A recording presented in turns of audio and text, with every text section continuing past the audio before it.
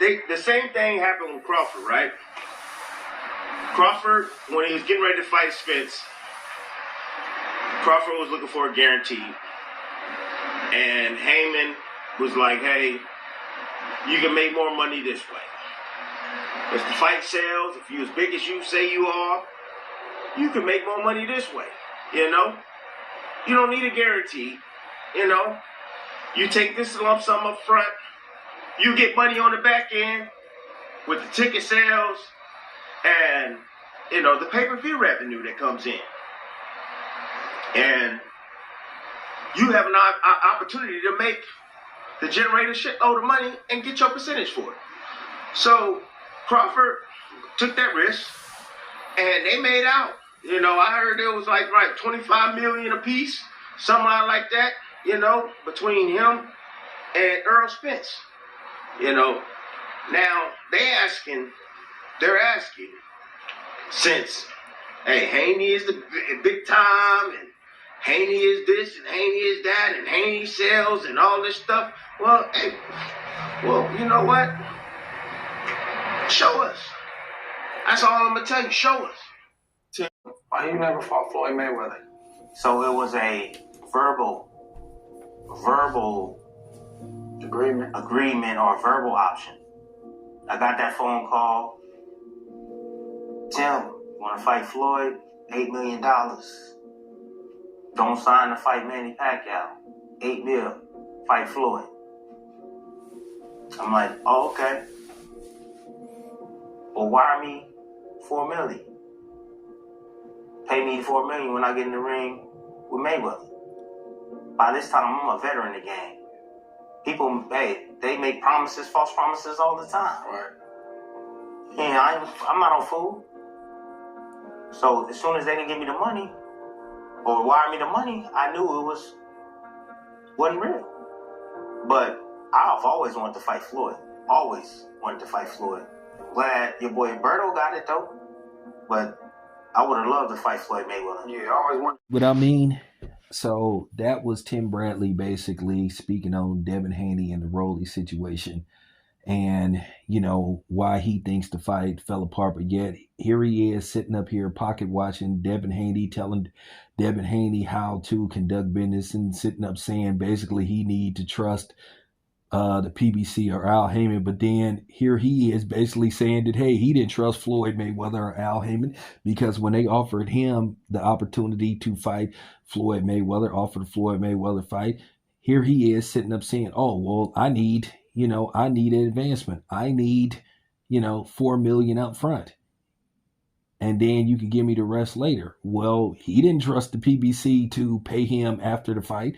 He didn't trust the books. He didn't trust, the word of Floyd Mayweather or Al Heyman. But here he is sitting up here speaking on Devin Haney, totally contradicting himself.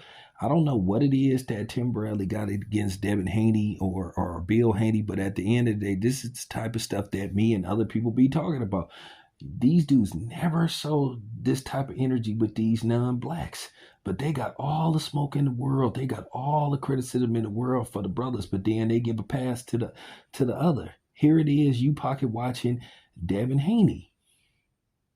But then here it is, you talking about, oh, you a veteran and you ain't going for that and all that kind of stuff. But once again, you asked for advancement, but then here it is, Devin Haney saying that he didn't trust some of the stuff that they tried to put in the contract. So let me get this straight. When it comes to your business, it's the gospel, or it's whatever you say. But then here it is, you trying to tell somebody else how to run their business. And see, that's the thing. Now, I wonder if the niggas that made videos calling themselves exposing Devin Haney, oh, look what Tim Bradley had to say. Well, make sure you show this Tim Bradley video. Make sure you show this video where he is contradicting himself.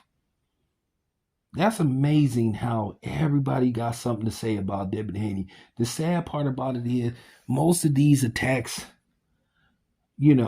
with Devin Haney are coming by people that look like him, melanated people that sit up there and say that they down for the cause, they brothers and all that kind of stuff. And then, like I said, They let these non-blacks say whatever the fuck they want to say about them. All of a sudden, they condescended. They don't have nothing to say. And that's why I be going in on these dudes. Because like I said, you guys don't display that same energy. Once again, why you worried about how Devin conduct his business? Obviously, Devin saw something he didn't like, and he decided not to move forward with the fight. So you saw something you didn't like or something you didn't trust with Floyd Mayweather and Al Heyman. So you backed out of a fight, and you was offered $8 million. And you said that you needed half up front. So why are you telling Devin how to do his business? And let's not like try to compare Devin Haney and Rolly to Terrence Crawford and Errol Spence. Those two dudes were, number one, number two, arguably, at least the top three at the time they fought. Now, Devin Haney is a pound-for-pound fighter, but Rolly isn't. And as far as that goes, they kept moving the goalposts. At the end of the day, basically, they wanted Devin Haney basically to pretty much put up the money for his own purse and the expenses for basically, basically Team Haney. No upfront money, no guarantee on the back end money. And then Rolly is talking like he should get half of the purse or a little bit more, talking about he's the bigger draw. Come on, Tim, let's not play these games. I could put up Devin Haney's numbers, how many tickets he sold as the headliner. Okay, so let's not play these games, because I could easily post that. But this is about you and just calling you out on your hypocrisy and your pocket watching. You need to let Devin conduct his business how he sees fit. At the end of the day, you ain't on Devin Haney's management team. So like I said before, the hypocrisy with you. So like I said before, let's see all the niggas that was talking about, yeah, look what Tim Bradley had to say. See, you gonna make a video off what he had to say with Andre Ward. So obviously you didn't trust Al Heyman's word, but then you telling Devin he should. I like doing this type of stuff, and I'm gonna keep putting this type of information out here, because y'all need to see both sides of the fence. And that's just real talk. Like I said, I'm not here to make no friends, and I'm not worried about nobody showing this shit to Tim Bradley. You can show it to Tim Bradley. Real talk. Because he need to explain how he contradicting himself. Now I know he'll try to switch it up and all this stuff, but this is him. This is him. This isn't no AI. This is an interview he conducted with Andre Ward a while back. He talked about he a vet in the game and all this kind of stuff. So, he wasn't falling for the okie doke. So you want Devin Haney to fall for the okie doke, or you want him to trust Al Heyman's word or Floyd Mayweather's word, but then you didn't. See what I mean? You see how easy this is? This is just too easy. I like doing this though. This is just real talk. But anyway, can't wait to hear what you guys have to say in the comment section. Anyway, this is your boy Town Biz. I'm out.